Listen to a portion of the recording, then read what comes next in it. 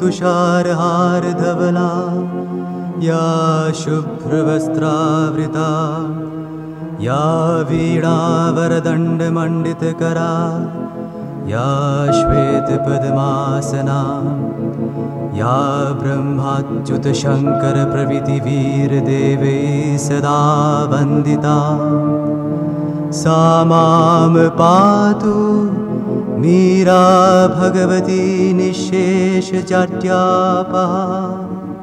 ॐ सर्वगणे सर्ववरदे सर्वदुष्टभयङ्करी सर्वदुःखहरे देवी महामीरा नमोऽस्तुते।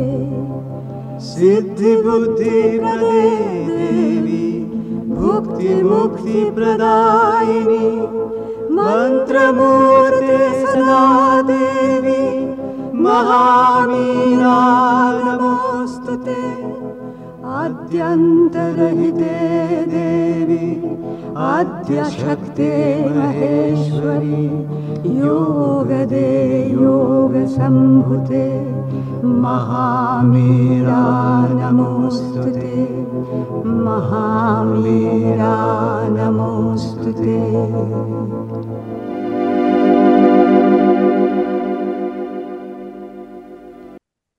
माँ आमे पढ़ुचंती मातृ रचनावली भाग 10। आज पढ़िबा ज्ञान 60। श्रीनंद लिखुचंती मरणशीलता बोली केउठी किछि नाही, केवल जहा अमर ताहा ही मरिबाकू समर्थ हुए। जहा मरणर अधीन ताहार जन्म नाही कि विनाश नाही। मरणशीलता बोली केउठी किछि नाही, केवल जहा अमर ताहा ही मरिबाकू समर्थ हुए। जहा मरणर अधीन ताहार जन्म नाही कि विनाश नाही। मां को प्रश्न हेछि जे गोटे सत्ता गोटे जीवन रु आउ गोटे जीवन को तार मानसिक प्राणिक तथा देहगत अनुभव गुड़ी को सांगरे नहीं जाई थाए कि जेहेतु एटी मरणर जेतबेले आलोचना हेछि सेतबेले प्रश्न होछि आमे समस्त जानंती जे जने जेतो शरीर त्याग करूछि तापर जेतो तार पुनर्जन्म हेउछि ये एई जन्मर जो जो मानसिक सत्तार डेवलपमेंट हेइथिला प्राणिक सत्तार किछि डेवलपमेंट हेइथिला ये सब गुड़िक तार जो अनुभव से प्राप्त करिछि मनरे हो मानसिक सत्तारे प्राणिक सत्तारे एपरिक देहगत अनुभव गुड़िक से परजन्म को सांगरे नहीं कि जाई थाए कि मां कहउचंती यह प्रत्येक क्षेत्र रे भिन्न भिन्न होइता है। विभिन्न भागरे जने व्यक्ति केते अधिक परिमाण रे विकास लाभ करिछि एवं यही सब भाग गुड़िक तार चैत्य सत्ता को केंद्र करी केते उत्तम भावरे संगठित होई रहिचंती एसबु ताहारी उपरे निर्भर करे। आमे जेतेबेले साइकिल बिंग उपर आलोचना हेइथिला ये सब गुड़िक अति पुंखानुपुंख भावे आलोचना हेइछि, तेणु हमको एबे टिके बुझिबा सहज होउछि। एठी सीधा सड़क कथा होउछि जे चैत्य सत्ता को केंद्र करी जहा संगठित हेइथिबो ताहा र पुनी गभीरता रहिछि जे घनीभूत केते हेइछि ताहारी ऊपर निर्भर करे जे से पुनर्जन्म रे ताकू से लाभ करिवो आउथरे बा ताकू नहीं करी से अन्य जन्म को जाइताय। कौन कहले जे केते अधिक परिमाण रे विकास लाभ करिछि आउ एई भाग गुड़िक चैत्य सत्ता को केंद्र करी केते उत्तम भाव संगठित होइछ। सत्ता जेतिकी अधिक परिमाण रे संगठित होई पारि थाए ताहा सेतिकी अधिक स्थायी भाव सचेतन होइताए। तेणु अति साधारण भाव आम कहवा जे प्रत्येक व्यक्ति जदि साधारण भाव देखा प्रत्येक व्यक्ति पूर्ववर्ती जन्म रे जहा जहा तार परिणाम को से लाभ करिछि ताकू धरिकी वर्तमान जन्म रे से आसीते, किंतु जेतेबेले से आसे पूर्व जन्म विषय तार किछि स्मरण न थाए। देखछन्ती सेही सब जन्म विषय तार आदौ किछि हेले स्मरण न थाए। ଅତ୍ୟନ୍ତ ବିରଳ ଅଳ୍ପ କେତୋଟି ବ୍ୟତିକ୍ରମକୁ ବାଦ ଦେଲେ ଯେତେବେଳେ ତୁମେ ଆପଣାର ଚୈତ୍ୟ ସତ୍ତା ସହିତ ସଂଯୁକ୍ତ ହୋଇ ରହିଥାଅ ଏବଂ ସେଇଟି ବିଷୟରେ ସମ୍ପୂର୍ଣ୍ଣ ଭାବରେ ସଚେତନ ଥାଅ, କେବଳ ସେତିକି ବେଳେ ଯାଇ ତୁମେ ଯୁଗପତ୍ ଭାବରେ ପୂର୍ବ ଜନ୍ମ ଗୁଡ଼ିକର ଘଟଣା ଗୁଡ଼ିକୁ ମଧ୍ୟ ସ୍ମରଣ ରଖିପାର। ସେଗୁଡ଼ିକୁ ତୁମର ଚୈତ୍ୟ ସତ୍ତା ହିଁ ଆପଣାର ଚେତନା ମଧ୍ୟରେ ସାଇତି ରଖିଥାଏ। ଏଇଠି ପ୍ରାୟ ବ୍ୟକ୍ତି କଣ କୁହନ୍ତି ଯେ ଗତ ଜନ୍ମରେ ମନେକର ଯୋଉ ଆନନ୍ଦ ମୁହୂର୍ତ୍ତ, ଆମେ ପିକନିକ ଯାଇଥିଲୁ ବୁଲିବା ପାଇଁ କିମ୍ବା କାହା ସହିତ ଝଗଡା କରିଥିଲେ, ଏଗୁଡାକ ଆର ଜନ୍ମକୁ ଯିବ କି ନା ଯିବ? ଇଏ ହଉଛି ମାନସିକ ବିକାଶ ନ ହେଇଥିଲେ ଏଇଟା ବୁଝି ହୁଏ। କଥା ହଉଛି ଚୈତ୍ୟ ସତ୍ତା ବାହାର ଘଟଣା ଗୁଡ଼ିକୁ କିଛି ମନେ ରଖେନି, ବ୍ୟକ୍ତି ଗୁଡାକ ମନେ ରଖେନି ଯେ କାହା ସହିତ ଆପଣଙ୍କର କଣ ସମ୍ବାଦ ହେଇଛି, କଣ ଘଟଣା ଘଟିଛି ତାକୁ ସେ ମନେ ରଖେନି। ସିଏ ତା ଭିତରେ ସାରାଂଶଟାକୁ ଗ୍ରହଣ କରେ। କୋଉ ସାରାଂଶଟି ଗ୍ରହଣ କରିବ ପୁଣି ନା ତାହା କେତେ ଆତ୍ମାକୁ କେନ୍ଦ୍ର କରିକି ଘଟିଛି, ଭଗବତ ପରିପ୍ରକାଶ ଦିଗରେ ଆମର ଭାବନା, ଆମର ଧାରଣା, ଆମର କାର୍ଯ୍ୟ ତାହା କେତେ ସଂଗଠିତ ହେଇଛି ତାହାର ସାରାଂଶଟାକୁ ଚୈତ୍ୟ ସତ୍ତା ନିଏ। ଆପଣ ଗୋଟେ ଫିଲ୍ମ ଦେଖୁଛନ୍ତି, ଆପଣ ଲୋକେ କଣ କରନ୍ତି ଫିଲ୍ମ ଦେଖିଲା ବେଳେ ପୁରା ଗୋଟି ଗୋଟି କରି ମନେ ରଖନ୍ତି କେତେ ଜଣ ଅଭିନୟ କିଏ କିଏ କରୁଥିଲେ, କିଏ କାହାର ବାପା ହେଇଥିଲେ, କିଏ କାହାର ମା ହେଇଥିଲେ, ସିଏ କେତେବେଳେ କଣ କଲା, ଇଏ ସବୁ ଗୁଡାକ ସେମାନେ କଣ କରନ୍ତି ମନେ ରଖିଥାନ୍ତି। ତେଣୁ ସିଏ ପୁରା ଟିକିନିକି ମନେ ରଖନ୍ତି କାହା ସହିତ ଲଢେଇ କରିଥିଲା, କଣ ହେଇଥିଲା ଇତ୍ୟାଦି ଇତ୍ୟାଦି। କିନ୍ତୁ ସେଇ ଯୋଉ ସମୁଦାୟ ଚଳଚ୍ଚିତ୍ରର ନିର୍ଯାସ କଣ ଥିଲା, ଯୋଉ ସାରାଂଶ ତାକୁ କୁହାଯାଏ, ସାରାଂଶ, ସମରି ନୁହଁ। ସମରି ଯୋଉଟା କହନ୍ତି ଯେ ସମରିରେ ବେଳେ ବେଳେ କଣ ହୁଏ, କ୍ୟାରେକ୍ଟର ମାନଙ୍କର ନାଁ ବି ଥାଏ, କିନ୍ତୁ ତାର ନିର୍ଯାସରେ କଣ ଥାଏ ଯେ ଚାରିଟା ବ୍ୟକ୍ତି ଏକାଠି ରହିଥିଲେ, ଝଗଡା କଲେ, ଏଇ ଯୋଉ ଘଟଣା ଗୁଡିକ ହେଲା ଘଟଣା। ନିର୍ଯାସ ହଉଛି କଣ କରୁଥିଲେ ବୋଲି ଝଗଡାଟି ହେଲା, କଣ କରିଲା ପରେ ସଂଗତି ପ୍ରତିଷ୍ଠା ହେଲା, ମାନେ ସଂଗତି ପ୍ରତିଷ୍ଠା ପାଇଁ ଯୋଉ କାର୍ଯ୍ୟ ଗୁଡାକ ହେଲା, ଇଏ ହଉଛି ସେ ଚଳଚ୍ଚିତ୍ରର ନିର୍ଯାସ। ନିର୍ଯାସ ହଉଛି କଣ ଯେ ସଂଗତି ପ୍ରତିଷ୍ଠା ପାଇଁ ଆମେ ଯୋଉ କାର୍ଯ୍ୟ କଲେ ତାର ପରିଣାମରେ ହେଲା କଣ ନା ସଂଗତି ଏତିକି ପ୍ରତିଷ୍ଠିତ ହେଲା। ସେଇ ସଂଗତି ପ୍ରତିଷ୍ଠା ବେଳେ ଆମର ଯୋଉ ଚେତନାର ସ୍ଥିତି ବୃଦ୍ଧି ପାଇଲା ସିଏ ହଉଛି ନିର୍ଯାସ। ଆମେ ଚଳଚ୍ଚିତ୍ରର ନାଁ ମନେ ରଖିବା, ଚଳଚ୍ଚିତ୍ରରେ ଅଭିନୟ କରିଥିବା ବ୍ୟକ୍ତିକୁ ମନେ ରଖିବା, ସିଏ କୋଉ ପ୍ରକାର ପୋଷାକ ପିନ୍ଧିଥିଲେ ମନେ ରଖିବା। ଆମେ ଭାବୁ ଯେ ଆମେ ଏଠି ଯେମିତି ମନେ ରଖୁଛୁ ସେମିତି ଏ ଜନ୍ମ ଛାଡି ଯେତେବେଳେ ଅନ୍ୟ ଜନ୍ମକୁ ଯାଉଛୁ ଆମେ ଏଇଗୁଡାକ ସବୁ ମନେ ରଖିଥିବା ବୋଲି, ଏଗୁଡାକ ଚୈତ୍ୟ ସତ୍ତା ମନେ ରଖେନି। ଚୈତ୍ୟ ସତ୍ତା ତାର ନିର୍ଯାସକୁ ନିଏ। ପୁଣି କୋଉ ନିର୍ଯାସକୁ ନବ ନା ଯେତିକି ଭଗବତ କୈନ୍ଦ୍ରିକ ହେଇଥିବ, ଆତ୍ମା ଦ୍ଵାରା ପରିଚାଳିତ ହେଇକି କାର୍ଯ୍ୟ ହେଇଥିବ, ସେଗୁଡାକୁ ମନେ ରଖେ। ସେଥିପାଇଁ କହୁଛନ୍ତି ପୂର୍ବ ଜନ୍ମର ଘଟଣା ଗୁଡିକୁ ସେ ସ୍ମରଣ ରଖିପାରେ। କେତେବେଳେ ସ୍ମରଣ ରଖେ ନା ଚୈତ୍ୟ ସତ୍ତା ତାର ଚେତନା ଭିତରେ ଯେତିକି ସାଇତି ରଖିଥାଏ। ତା ନହେଲେ ଅତ୍ୟନ୍ତ ଗ୍ରହଣ ସଚେତନ ବ୍ୟକ୍ତି ମାନଙ୍କର କ୍ଷେତ୍ରରେ ମଧ୍ୟ ଏହି ସବୁ ସ୍ମୃତି ଅତ୍ୟନ୍ତ ବିଭକ୍ତ ଓ ବିଖଣ୍ଡିତ ହୋଇ ରହିଥାଏ, ବଡ ଅନିଶ୍ଚିତ ଏବଂ ଅସଂଲଗ୍ନ ଭାବରେ ରହିଥାଏ। ଅଧିକାଂଶ ସମୟରେ ସେଗୁଡିକୁ ମୋଟେ ଚିହ୍ନି ମଧ୍ୟ ହୁଏ ନାହିଁ। ସେଗୁଡିକ କେବଳ ଏପରି ଗୋଟିଏ ଗୋଟିଏ ଧାରଣା ରୂପେ ଅବସ୍ଥିତ ହୋଇଥାନ୍ତି ଯେଉଁଗୁଡିକର କି ଆଦୌ କୌଣସି ସଂଜ୍ଞା ନିରୂପଣ ହୁଏ ନାହିଁ। ତଥାପି ଯେଉଁ ବ୍ୟକ୍ତି ପ୍ରତିଭାସ ଗୁଡିକୁ ଭେଦ କରି ଭିତରକୁ ଦେଖି ଜାଣେ, ସିଏ ନିଜ ଜୀବନର ଘଟଣା ପ୍ରବାହରେ ଏକ ପ୍ରକାରର ସାଦୃଶ୍ୟ ଠଉରାଇ ପାରିବାରେ ଅବଶ୍ୟ ସମର୍ଥ ହୋଇଥାଏ। ଆମେ ଯେତେବେଳେ ସ୍ୱପ୍ନ ଦେଖୁ ସେଇଗୁଡାକ ଟିକେ ଭାବନ୍ତୁ। ଆମେ ଯେତେବେଳେ ସ୍ୱପ୍ନରେ ଦେଖୁ, ସ୍ୱପ୍ନରେ କ୍ୟାରେକ୍ଟର ଇଏ ଥିଲେ ଯେତିକି ଗୁରୁତ୍ୱପୂର୍ଣ୍ଣ ନୁହଁ, ସ୍ୱପ୍ନରେ ଆମେ ଯେତେବେଳେ ଦେଖୁ ତା ଭିତରେ କିଏ କ୍ୟାରେକ୍ଟର ରହିଥିଲେ ତାକୁ ବେଳେ ବେଳେ ଆମେ କଣ କରୁ, ସେଇଟାକୁ ବେଳେ ବେଳେ କଣ କରୁ ନା ତାକୁ ଜାବୁଡିକି ଧରୁ ଏବଂ ଭାବୁ ବୋଧେ ସେଇଆ ଘଟିବ ସେଇ ବ୍ୟକ୍ତି କ୍ଷେତ୍ରରେ। ପ୍ରକୃତରେ ସ୍ୱପ୍ନରେ ବି ଯୋଉ ଘଟଣା ଗୁଡିକ ଘଟେ ତାର ନିର୍ଯାସକୁ ବୁଝିବାର ଅଛି।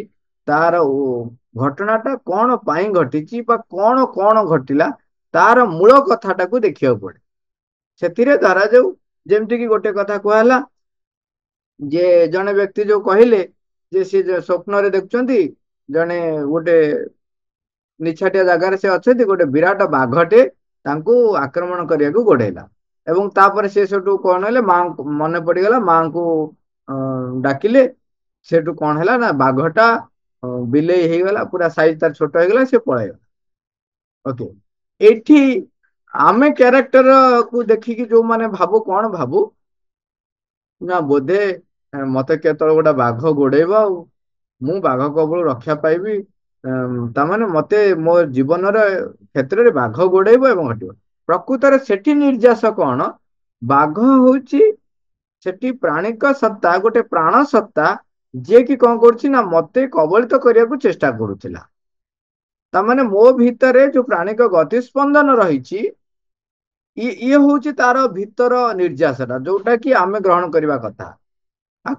ମାଙ୍କୁ ଯେତେବେଳେ ପଚାରିଲେ ମା ସେଠି ଦିଟା କଥା କହିଲେ। ମା କହିଲେ ସେ ଯୋଉ ପ୍ରାଣ ସତ୍ତାଟି ତାଙ୍କୁ ଆକ୍ରମଣ କରିବାକୁ ଆସିଥିଲା, ଯେହେତୁ ସେ ସ୍ୱପ୍ନରେ ମତେ ଡାକିଲା, ତେଣୁ ସେ କଣ ହେଲା ନା ପ୍ରାଣ ସତ୍ତାର ଶକ୍ତି ଦୁର୍ବଳ ହେଇଗଲା। ତେଣୁ ସେ କଣ ହେଲା ନା ବିରାଡି ହେଇକି ଛୋଟଟା ହେଇକି ପଳେଇଲା। ତାପରେ କହିଲେ ଯଦି ସିଏ ନାମଜପ କରିକିରି ମୋ ଉପସ୍ଥିତିକୁ ଟିକେ ଆଉ ଟିକେ ଦୃଢ କରିକିରି ସେ ଆଣିପାରିଥାନ୍ତା, ତାହେଲେ ସେଟା ସମ୍ପୂର୍ଣ୍ଣ ନିଶ୍ଚିନ୍ନ ବି ହେଇଯାଇଥାନ୍ତା। ବର୍ତ୍ତମାନ କଥା ହଉଛି କଣ, ଆମେ ଯେତେବେଳେ ସ୍ୱପ୍ନ ଦେଖୁ ତାକୁ ଇଣ୍ଟରପ୍ରିଟ କରୁ କଣ, ବାହାରେ ମତେ କିଏ ବାଘ ଆଟାକ କରିବ। କିନ୍ତୁ ଏଠି ହଉଛି ପ୍ରାଣ ସତ୍ତାର ପ୍ରବୃତ୍ତି ବା ଯୋଉ ଗତି ସ୍ପନ୍ଦନ ରହିଛି ମୋ ଭିତରେ, ସିଏ ମତେ ଆକ୍ରମଣ କରିବା ଅର୍ଥ ହଉଛି ମତେ ଦମନ କରୁଛି। ମୋ ଭିତରେ ପ୍ରାଣ ଗତି ସ୍ପନ୍ଦନ ବାହାରିବ ଏବଂ ମତେ ସେ ତାର ପ୍ରଭାବରେ ପ୍ରଭାବିତ କରି କାର୍ଯ୍ୟ କରେଇ ନେଇ ପଳାଉଥିଲା। ଯଦି ମୁଁ ମାତୃ ଚେତନାରେ ରହେ ଏବଂ ମାଙ୍କ ନାମଜପକୁ ସବୁବେଳେ କରିଚାଲେ, ତାହେଲେ ସେ ପ୍ରାଣ ଶକ୍ତିର ଆକ୍ରମଣରୁ ବଞ୍ଚି ପାରିବ। ଏବଂ ଆହୁରି ଅଧିକ ହେଇପାରିବ ଯଦି ମୁଁ ମାଙ୍କ ନାମଜପକୁ ନିରନ୍ତର ସତତ କରି ରଖିବି, ତାହେଲେ କଣ ହବ, ସେ ପ୍ରାଣ ଶକ୍ତି ଟୋଟାଲି ଆକ୍ରମଣ କରିପାରିବ ହିଁ ନାହିଁ। ତେଣୁ ଇଏ ହେଲା ସ୍ୱପ୍ନର କ୍ୟାରେକ୍ଟରକୁ ନେଇକରି ଭାବିବା ଏବଂ ସ୍ୱପ୍ନରେ ନିର୍ଯାସଟା କଣ ରହିଛି। ଜୀବନ କ୍ଷେତ୍ରରେ ଯେତେବେଳେ ଆମେ ଯୋଉ ଯୋଉ କାର୍ଯ୍ୟ କରୁଛୁ, ଯୋଉ ଯୋଉ ବ୍ୟକ୍ତିଙ୍କ ସହିତ ଭେଟ ହଉଛୁ, ସେ ବ୍ୟକ୍ତି ମାନେ ପ୍ରକୃତରେ ବାହ୍ୟ ରୂପ ମାତ୍ର, କିନ୍ତୁ ମୋର ଗତି ସ୍ପନ୍ଦନ ଏବଂ ତା ସହିତ ଆମର ଯୋଉ ସ୍ପନ୍ଦନ ଯୋଉ ରହୁଛି ତାରି ଉପରେ ନିର୍ଭର କରୁଛି ଯେ ସେଗୁଡାକ ମତେ ମୋର ଗତି ସ୍ପନ୍ଦନ ଉପରେ କେତେ ନିୟନ୍ତ୍ରଣ କରିବାରେ, କେତେ କର୍ତ୍ତୃତ୍ୱ ହାସଲ କରିବାରେ ସାହାଯ୍ୟ କରୁଛି, କେତେ ବିଜୟ ହାସଲ କରିବାରେ ସାହାଯ୍ୟ କରୁଛି। ଯେତେ ଯେତେ ଚୈତ୍ୟ କୈନ୍ଦ୍ରିକ ହେଇକରି ମତେ ତା ଉପରେ ମୋର କର୍ତ୍ତୃତ୍ୱ ଏବଂ ବିଜୟ ହାସଲ ପ୍ରଭୁତ୍ୱ ହାସଲ ହବ, ତାହେଲେ ସେଗୁଡାକ କଣ ହବ, ଚୈତ୍ୟ ସତ୍ତା ତା ସ୍ମରଣରେ ରଖିଥାଏ। କିନ୍ତୁ ତା ସ୍ମରଣରେ ସେ କ୍ୟାରେକ୍ଟରକୁ ନ ରଖିପାରେ, ସେ ନିର୍ଯାସକୁ ରଖିବ। ତେଣୁ ଏଇଠି ସେ କଥା କହୁଛନ୍ତି, ଯେତେବେଳେ ସେ ପୁନର୍ଜନ୍ମ ପରେ ସେ ଯୋଉ ନିର୍ଯାସଟି ସେ ରଖିଥାଏ ଚୈତ୍ୟ ସତ୍ତା, ସେତେବେଳେ ସିଏ କଣ ଘଟଣାର ମୂଳ ଉତ୍ସ, ମୂଳ ଯୋଉ ଅନୁଭୂତି ତା ଆସେ, କିନ୍ତୁ ସେଥିରେ ସେ ଏତେ ବିଭକ୍ତ ଏବଂ ବିଖଣ୍ଡିତ ହେଇକି ରହିଥିବ। କାହିଁକିନା ସେଥିରେ ଲୋକ କେହି ନଥିବେ, ଲୋକ କେହି ନଥିବେ ବା କିଛି କିଛି ହୁଏତ ଝାପ୍ସା ଆସିପାରେ। ସେଥିପାଇଁ କହୁଛନ୍ତି ଏପରି ଗୋଟେ ଧାରଣା ରୂପେ ଅବସ୍ଥିତ ହୋଇଥାନ୍ତି, ସେଗୁଡିକ କି ଆଦୌ କୌଣସି ସଂଜ୍ଞା ନିରୂପଣ କରିହୁଏ ନାହିଁ। ଯେଉଁ ବ୍ୟକ୍ତି ପ୍ରତିଭାସ ଗୁଡିକୁ ଭେଦ କରି ଭିତରକୁ ଦେଖି ଜାଣେ, ଯୋଉମାନେ ଏଇ ଯୋଉ ବାହାର ସିମ୍ବଲିକ ପ୍ରତିଭାସ ମାନେ ଯୋଉ ସିମ୍ବଲିକ ଦେଖାଯାଉଛି, ତା ପଶ୍ଚାତରେ ଥିବା ଯୋଉ ମୂଳ ସତ୍ୟକୁ ବା ମୂଳ ଜ୍ଞାନକୁ ଯୋଉମାନେ ଦେଖି ଜାଣିପାରନ୍ତି, ସେମାନେ ଏଇଟାକୁ ମାନେ ଠଉରେଇ ପାରିବାରେ ସମର୍ଥ ହେବେ। ତେଣୁ ଏଇ ଜ୍ଞାନ ଷାଠିଏରେ ଯୋଉ ମରଣଶୀଳତା ବୋଲି କେଉଁଠି କିଛି ନାହିଁ, ତା ଭିତରେ ଯୋଉ ଆଲୋଚନାରେ ପ୍ରଶ୍ନ କରାଯାଇଥିଲା, ମରଣଶୀଳତା ବୋଲି କେଉଁଠି କିଛି ନାହିଁ, କେବଳ ଯାହା ଅମର ତାହା ହିଁ ମରିବାକୁ ସମର୍ଥ ହୁଏ, ଯାହା ମରଣର ଅଧୀନ ତାହାର ଜନ୍ମ ନାହିଁ କି ବିନାଶ ନାହିଁ। ଏଥିରେ ପ୍ରଭୁ ଯାହା କହିବାକୁ ଚାହୁଁଛନ୍ତି ଯେ ଯୋଉ ଜିନିଷ ବା ଯୋଉ ଜୀବ ଯୋଉ ଜନ୍ମ ହେଇଛି ତାର ମରଣ ହଉଛି, ତାର ଅର୍ଥ ହଉଛି ସିଏ ଏଇ ଗୋଟିଏ ଜନ୍ମ ତାର ଶେଷ ନୁହଁ। ସିଏ ଜନ୍ମ ଜନ୍ମାନ୍ତର ଧରି ତାର ଅଗ୍ରଗତିର ଏପିସୋଡ ଚାଲି ଚାଲି ଚାଲିଛି। ଏ ଜନ୍ମ ହଉଛି ଗୋଟିଏ ଏପିସୋଡ ଏବଂ ହୁଏତ ତାର ପୂର୍ବ ଜନ୍ମରେ କେତେଟା 10ଟା 20ଟା 100ଟା 200ଟା ଏପିସୋଡ ଅଲରେଡି ଗଲାଣି। ଆହୁରି କେତେଟା ଏପିସୋଡ ରହିବ। ତେଣୁ ଯିଏ ଭଗବାନଙ୍କ ଠାରୁ ସୃଷ୍ଟି ହେଇଛି ସିଏ ଅମର, ସିଏ କେବେ ମରିବ ନାହିଁ। ଗୋଟିଏ ପରେ ଗୋଟିଏ ଧୀରେ ଧୀରେ ସିଏ ଅତିକ୍ରମ କରି ଅଗ୍ରଗତି କରି କରି କରି କରି କରି କରି ପୁଣି ପରମଙ୍କ ପାଖକୁ ତାର ଯାତ୍ରା ଚାଲିଛି। ତେଣୁ ତାର ମର ଅମର ସିଏ, ମରଣଶୀଳ ମାନେ ମରେ ଯୋଉଟା ସେ କେବଳ ଗୋଟିଏ ଏପିସୋଡ ଖତମ ହୁଏ, ନେକ୍ସଟ ଏପିସୋଡ ଷ୍ଟାର୍ଟ ହବ। ତେଣୁ ତାର ମରଣ ହୁଏ ନାହିଁ ବା ମରିବାକୁ ସମର୍ଥ ହୁଏ ସିଏ ଯିଏ ଅମର। ଆଉ ଯିଏ ମରଣ ନଥିବ ତାର ଜନ୍ମ ନାହିଁ କି ବିନାଶ ନାହିଁ। ସେଇ କଥା ଉପରେ ଯେତେବେଳେ ମାଙ୍କୁ ପ୍ରଶ୍ନ କରାହେଲା, ଯୋଉ ଆଲୋଚନା ହେଲା ଯେ ତାହେଲେ କିଏ ସେ ଯାଏ ଜନ୍ମ ଧରି, ସେତେବେଳେ ମା ଯୋଉଟା କହିଲେ ଗୋଟେ ଲାଇନରେ ହଉଛି ଚୈତ୍ୟ ସନ୍ତାକୁ କେନ୍ଦ୍ର କରି ଯେତିକି ଯେତିକି ସଂଗଠିତ ଉତ୍ତମ ଭାବରେ ହେଇ ହେଇ ଚାଲିବ, ସେତିକି ଯେତିକି ଯେତିକି ବିକାଶ ହେଇ ହେଇ ଚାଲିବ, ସେତିକି ସେ ଚୈତ୍ୟ ସତ୍ତା ତାର ସ୍ମରଣରେ ରଖିଥାଏ ଏବଂ ଅନ୍ୟ ଜନ୍ମରେ ସେଇଟା ତା ପାଖରେ ଥାଏ। ତେଣୁ ଯୋଉମାନେ ଅନେକ ଜନ୍ମରୁ ଅନୁଭବ ନେଇ ନେଇ ଆସୁଛନ୍ତି, ସେମାନେ ନେକ୍ସଟ ଜନ୍ମରେ କଣ ହୁଏ, ଜନ୍ମରୁ ହିଁ ତାଙ୍କ ଭିତରେ ସେ ସାମର୍ଥ୍ୟଟି ଥାଏ। କେତେକ ଜିନିଷ ସେ ଆପେ ଆପେ ବୁଝିପାରନ୍ତି। ମନେକର ଯୋଉ ଲେଟ୍ ଆମେ ଗୋଟେ ଧାରଣାରେ ବୁଝିବା ଯେ ଅଲରେଡି ଘରେ ରହିକିରି ମନେ କରାଯାଉ, ଓକେ, ଆମେ ଘରେ ରହିକିରି କଣ ହେଇଛନ୍ତି ନା 10ମ ପରୀକ୍ଷା ପର୍ଯ୍ୟନ୍ତ ପୁରା ଭଲରେ ପଢି ଦେଇଛେ, ବହୁତ ଭଲ ପଢି ଦେଇଛେ।